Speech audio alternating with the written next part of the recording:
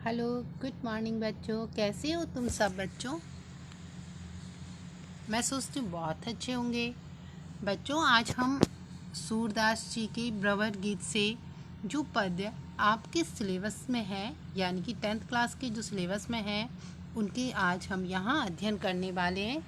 बच्चों, आपको ये जानना बहुत ज़रूरी है कि हमें इनसे क्या क्या प्रश्न आ सकते हैं। तो बच्चों, हमें इनसे व्याख्या आ सकती है या इनसे संबंधित शिल्प या भाव के आधार पर प्रश्न हमारे इनसे पूछे जा सकते हैं। बच्चों, सूरदास जी का भ्रमर गीत बहुत ही प्रसिद्ध है और इसमें आपको बहुत कुछ नया जानने को मिलेगा। भगवान श्री कृष्ण के बारे में भी जानने को यहाँ मिलेगा। उनके अद्वितीय प्रेम, रूप, सौंदर्य सभी का वर्णन यहाँ सूरदास जी ने किया। लेकिन हमें क्या पढ़ना है? केवल यहाँ हमें जो पढ़ना है वो है उद्धव के द्वारा गोपियों को एक संदेश दिया जाता है। किसका संदेश? निर्गुण ब्रह्म का संदेश दिया जाता है। बच्चों, थोड़ी सी हम इसकी स्टोरी जान लेते हैं, क्योंकि स्टोरी जानना बहुत ज़रूरी है। सूरदास जी का जो भ्रमर गीत है वो शुरुआत होता है जब भगवान श्री कृष्ण मथुरा चले जाते हैं और गोपियाँ उनकी विरह व्यथा में बहुत ही व्यथित रहने लगती हैं। चूँकि माना जाता है कि भगवान श्री कृष्ण स्वयं भगवान का, विष्णु का अवतार थे, तो उनको सबकी विरह व्यथा के बारे में पता था और वह उद्धव जी को प्रेम का पाठ भी पढ़ाना चाहते थे। इसीलिए उद्धव को योग संदेश लेकर गोपियों के पास भेजा। वह जानते थे कि गोपियों से अच्छा प्रेम का पाठ उन्हें कोई नहीं पढ़ा सकता। यूं तो उद्धव जी भगवान श्री कृष्ण की कद काठी, रूप, सौंदर्य जैसे ही लगते थे, परंतु श्री कृष्ण नहीं थे। दूर से उद्धव जी को आता देख गोपियाँ उद्धव जी को श्री कृष्ण समझ लेती हैं और उनके पास दौड़ी दौड़ी जाती हैं और उनसे जब उन्होंने देखा, वही दौड़ी दौड़ी गई और उन्होंने देखा कि ये भगवान श्री कृष्ण नहीं, ये कौन है? ये तो उद्धव जी हैं। तब उन्होंने कहा कि भाई उद्धव जी आप आए, भगवान नहीं आए। तब उन्होंने कहा कि आपके लिए तो उन्होंने एक संदेश भेजा है। और उस संदेश को गोपियों ने टुकड़ा टुकड़ा करके अपने हाथों में ले लिया और अपनी अश्रुधारा से उस पर बूंदें गिरने लगीं और वो सारा संदेश मिल चुका। ये आपका जो है ना न्यू सिलेबस है, आरबीएससी के जो बच्चे हैं उनका ये न्यू सिलेबस है। हालांकि आपका जो पुराना आरबीएससी के बच्चों का जो पुराना सिलेबस था, यानी कि पुरानी जो बुक थी, उसमें भी सूरदास जी के भ्रमर गीत को महत्व दिया गया था, लेकिन उसके पद दूसरे थे और यहाँ आपके जो पद हैं वो दूसरे हैं। बच्चों, कहानी आपने आप कहानी के विषय में जान चुके हैं कि जो उद्धव जी हैं वो यहाँ क्यों आए हैं, संदेश लेकर आए हैं। अब ये जो भ्रमर गीत है, भ्रमर यहाँ कौन है? यहाँ उद्धव जी हैं जो भ्रमर हैं। अब जो भ्रमर गीत है उसमें उद्धव और गोपियों की क्या है? वार्तालाप है बच्चों, कि गोपियाँ उद्धव जी से क्या क्या कहती हैं कि उद्धव जी आप ये लेके तो आ गए, लेकिन अब हमारी व्यथा भी सुनिए कि हमारे साथ ये घटित हो रहा है और अब आप इसका हल भी निकालिए। तो ये सारी बातें यहाँ हम इन पद्यों के अंतर्गत पढ़ेंगे। बच्चों, मैंने आपको यहाँ पहले इस पद की हम खुद स्वयं इसका अर्थ करेंगे। इसके बाद मैंने साथ में इसकी आपको व्याख्या भी दी है ताकि आप अच्छे से इसको समझ सकें। अर्थ हमें एक एक शब्द का आना चाहिए ताकि जब हम अर्थ करें, अर्थ में और भाव में बिल्कुल अंतर है बच्चों। भाव आपके मन से किया गया है, परंतु अर्थ जो है वो शब्दों का अर्थ होता है। तो दोनों में आप अंतर भी समझ गए होंगे कि अर्थ और शब्द में आपके भाव और अर्थ में क्या। तो हम यहाँ पहले पद की जो है अर्थ करेंगे पद का, उसके बाद देन मैंने यहाँ सप्रसंग व्याख्या भी दी हुई है, तो फिर हम व्याख्याओं को देखेंगे। बच्चों, इस बार हम इस क्लास में 2 पदों का अर्थ सीखेंगे, इसके बाद देन 2 पद, यानी 4 जो पद हैं आपको दिए गए हैं, तो चारों पदों का हम इस प्रकार अर्थ करेंगे। इसके बाद में आपको ये इसका भाव, सौंदर्य, भाषागत विशेषताएं भी दूंगी, जिससे आप अपना विशेष भी तैयार कर सकते हैं। तो चलिए हम हमारी क्लास को आगे बढ़ाते हैं। पर बच्चों, हमारी क्लास को आगे बढ़ाने से पहले आप वीडियो को लाइक ज़रूर कर दें, और जिन बच्चों ने चैनल को सब्सक्राइब नहीं किया है बच्चों, वो बच्चे चैनल को सब्सक्राइब भी कर दें। बच्चों, आप जब लाइक और कमेंट्स करते हो तो मुझे बहुत अच्छा लगता है, और लगता है जैसे बच्चों को समझ में आ रहा है। तो चलिए बच्चों, आज हम भ्रमर गीत उद्धव जी के और गोपियों के विषय में जो बातचीत हो रही है, दोनों बातें कर रहे हैं, उसको जान लेते हैं। बच्चों, प्रेशर नहीं लेना है किसी चीज़ को सीखने का। आप बिल्कुल ऐसा सोचो जैसे कि घटना आपके सामने घटित हो रही है, तब हम इसको बहुत अच्छी तरीके से सीख जाएंगे। चलिए बच्चों, देखिए, उद्धव जी, एक तरफ उद्धव जी खड़े हुए हैं, एक तरफ गोपियाँ खड़ी हुई हैं, और फिर वो जो गोपियाँ हैं वो उद्धव जी से क्या कह रही हैं कि उद्धव, तुम हो अति बड़े भागी। हे उद्धव, तुम तो अत्यंत भाग्यशाली हो। किस प्रकार? जैसे अपरस यानी बिना स्पर्श किए हुए, रहत यानी रहना, स्नेह तगा यानी प्रेम का बंधन या धागा, नाहिन मन अनुरागी, आप तो प्रेम के बंधन में बंधे ही नहीं हो।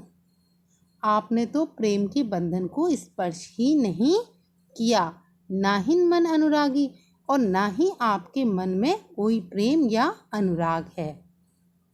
अब किसी व्यक्ति ने कहा कि अरे आप तो बहुत भाग्यशाली हो, आपके मन में ना तो स्नेह रूपी कोई बंधन है, ना आप इससे बंधे हुए हो।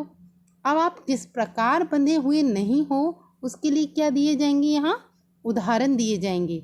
तो गोपियों ने फिर उद्धव को उदाहरण दिए कि आप कैसे हो आप। पुरैन यानी कमल, पुरैन पात रहत जल भीतर, यानी कमल का पत्ता रहता तो जल के भीतर है। तारस देह न दागी, परंतु उसके देह यानी शरीर पर रस यानी जल का एक भी दाग नहीं लगता। उसी प्रकार हो आप। अब यहाँ प्रतीकात्मकता भी है बच्चों।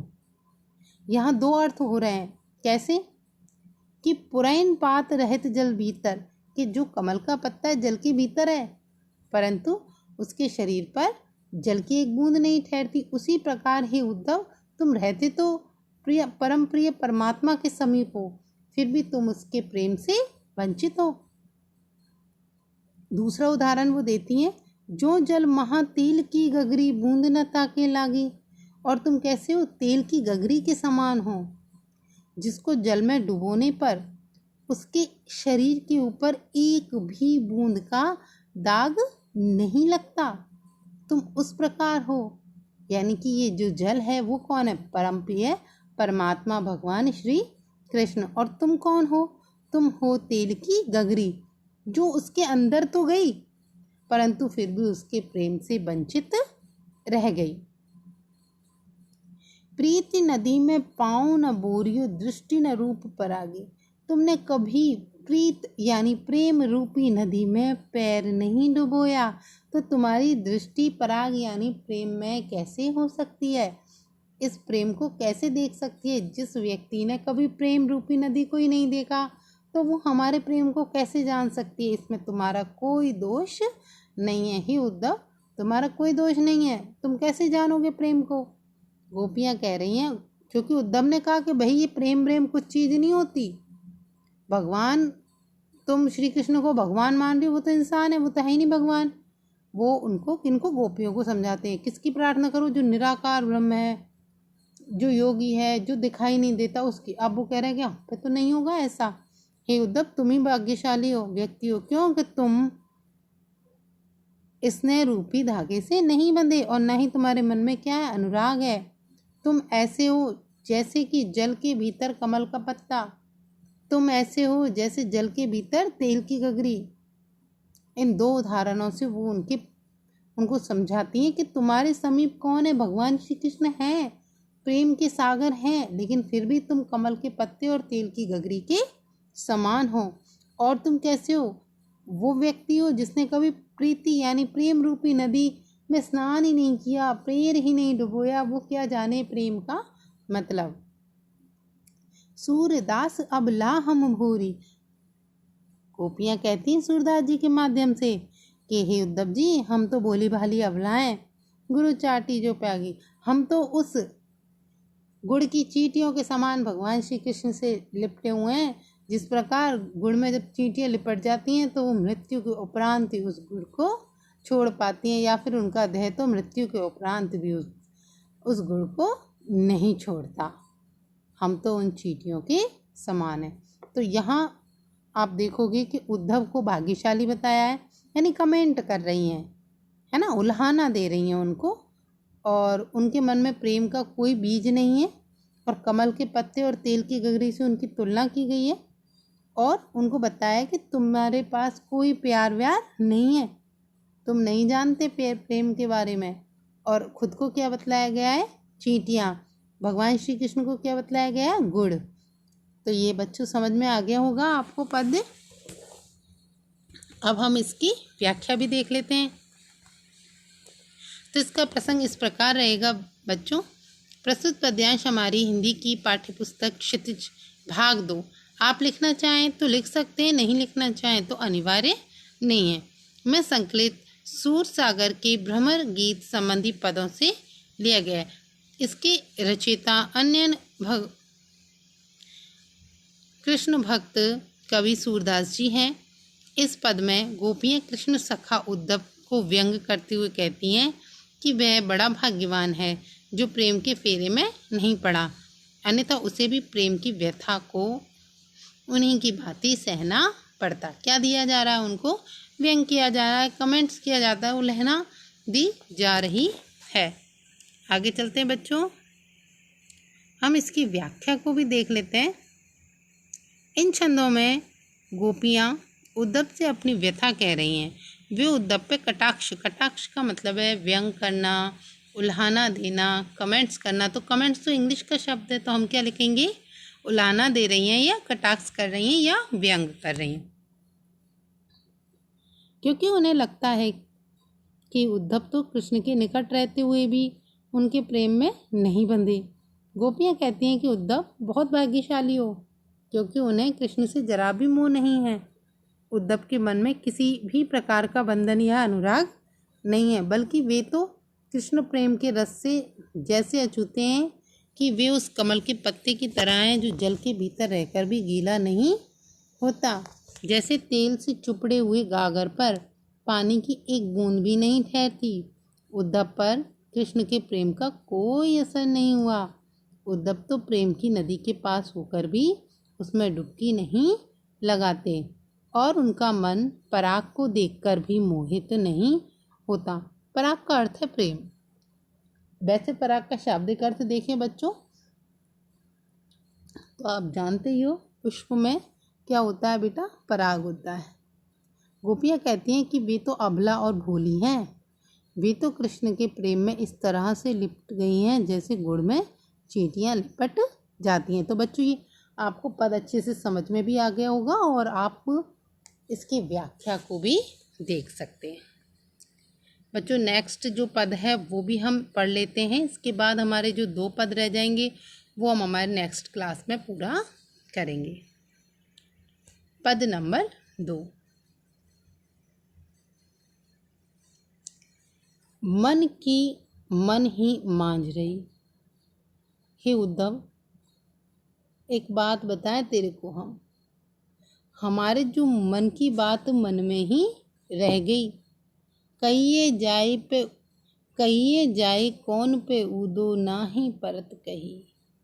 अवधि आधार आस आवन की तन मन व्यथा सही। हे उद्धव देख, तेरे को बात बताते हैं हम कि अब कौन से कहें कि भगवान श्री कृष्ण की अवधि यानी कि समय, भगवान श्री कृष्ण के आने के समय को आधार बनाकर अब तक हमने हमारे तन और मन की व्यथा को सहन किया है। अब बता, तू ही बता। गोपियाँ कहती हैं तू ही बता कि इस तन मन की जो हमने व्यथा सही है उस समय के आधार पर सही है कि भगवान श्री कृष्ण कभी तो आएंगे और कभी तो हमारी सुध लेंगे। इस वजह से हम हमारे पूरे शरीर की व्यथा को सहन कर रहे हैं, लेकिन अब यह बात हमारे मन की मन में ही रह गई। अब इन जोग संदेशी सुन सुन, अब तुमको भेज दिया और तुम्हारे साथ भी योग संदेश भेज दिया। अब इस प्रकार के जो योग संदेश है इनको सुन सुन के विरहनी विरह ददी, और हमारे अंदर जो विरह की ज्वाला है वो और अधिक दीप्त हो चुकी है, ददक चुकी है। विरह ददी, विरह के कारण और भड़क चुकी है अग्नि की ज्वाला। चहती हुती गुहारन जितहिते। अब बता, हमारे जो गुहार हम लगा रहे हैं उनको के बाद वो आ जाएं, हाँ वो आ जाएं, वो तो अब पूरा नहीं हुआ। उतई धार भरी, अब चाहे इधर चाहे उधर हमारे मन की तो कोई बात हुई नहीं। अब ये अश्रु धारा है, ये हमारे बस में नहीं है, और जो इधर से उधर से कहीं से भी आ रही हैं। सूरदास अब धीरे धरई क्यों मर जादा न लही। सूरदास के माध्यम से गोपियाँ कहती हैं कि अब हम हमारी मर्यादा की पालना नहीं कर सकते, हम धैर्य धारण नहीं कर सकते। दोबारा देखिए, मन की मन ही मांझ रही। हे उद्धव, मन की बात मन में ही रह गई। कहिए जाई कौन पे उदो नाही परत कही। अवधि आधार आस आवन की तन मन व्यथा सही। अब तुम तो ये बता दो, हमने भगवान श्री कृष्ण कहिए जाए, अब उदो कहो कि ये जो हमारे ऊपर विकट संकट पड़ा है इसे हम किससे कहें। हमारी तो बात मन के मन में ही रह गई। अवधि आधार आस आवन की, अवधि यानी समय, उनके आने के समय की प्रतीक्षा कर कर या उनके आने के समय को आधार मानकर, आस आवन की, उनके आने के समय को आधार मानकर तन मन व्यथा सही, हमने इस तन और मन की व्यथा को सहन किया। परंतु वो तो आए नहीं, कौन आ गए? तुम आ गए। अब इन जोग संदेश ही सुन सुन। अब तुम जो संदेश लेके आए हो, इस संदेश को सुन सुन के विरहन ही विरह दती, विरहणियों की विरह वेदना और भी अधिक भड़क चुकी है। चहती होती गुहार जितैते उतैते धार भई।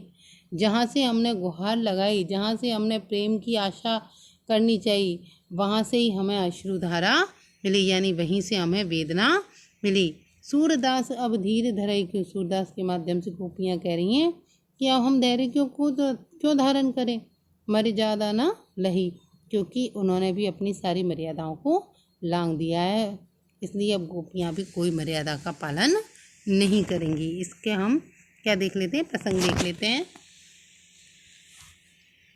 प्रस्तुत पद्यांश हमारी हिंदी की पाठ्यपुस्तक क्षितिज भाग 2, ऑप्शनल नहीं है कि आप भाग 2 लिखें, में संकलित सूरसागर के भ्रमर गीत संबंधी पदों से लिया गया है। इसके रचयिता अन्य कृष्ण भक्त कवि सूरदास जी हैं। इस पद में आप ये भी लिख सकते हैं वात्सल्य रस सम्राट वात्सल्य रस सम्राट सूरदास कवि जी, आप ये भी लिख सकते हैं कृष्ण भक्त कवि।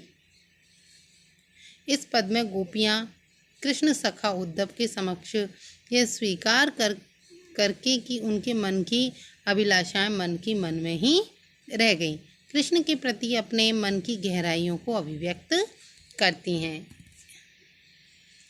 इस छंद में गोपियाँ अपने मन की व्यथा का वर्णन उद्धव से कर रही हैं। वे कहती हैं कि वे अपने मन का दर्द व्यक्त करना चाहती हैं, लेकिन किसी के सामने नहीं कह पाती, बल्कि उसे मन में ही दबाने की कोशिश करती हैं, यानी मन की बात मन में ही रह गई।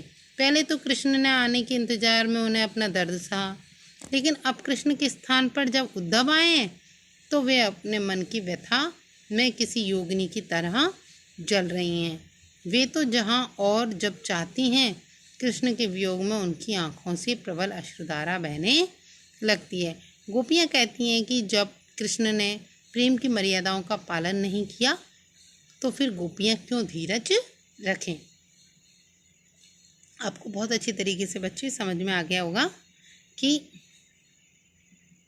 मन की मन में, हे उद्धव, मन की मन में ही रह गई, जिसके ऊपर विपदा आती है उसी को पता रहता है। अब तक तो हमने उनके आने की अवधि यानी उनके आने के समय को आधार बनाकर इस तन मन की व्यथा को सहन कर लिया, लेकिन वो तो आए नहीं। कौन आ गया? आप आ गए। और क्या लेके आए हो अपने संग? इन योग संदेश को लेके आए हो, जिससे हमारी विरह वेदना और भी बढ़ गई। अब हमारे कंट्रोल में कुछ भी नहीं है। भगवान श्री कृष्ण के मुँह में हमारी अश्रुधाराएं निकल रही हैं। जब उन्होंने ही प्रेम का पालन नहीं किया तो हम मर्यादा का पालन क्यों करें। तो बच्चों आपको ये समझ में आ गया होगा। हम नेक्स्ट जो हमारी वीडियो होगी, क्लास होगी, हम उसमें 2 पद और पढ़ेंगे। इसके बाद में सभी पदों की एक साथ आपको विशेषता बतलाऊंगी ताकि आप इजीली रटे ना, बस समझ के और उसमें आप आराम से इनकी व्याख्या कर सके। धन्यवाद बच्चों। एक बार वीडियो को लाइक, और जिस भी बच्चे ने चैनल को सब्सक्राइब नहीं किया है बच्चों, वो चैनल को सब्सक्राइब जरूर कर दें। आपको रेगुलर क्लासेस मिलती रहेंगी।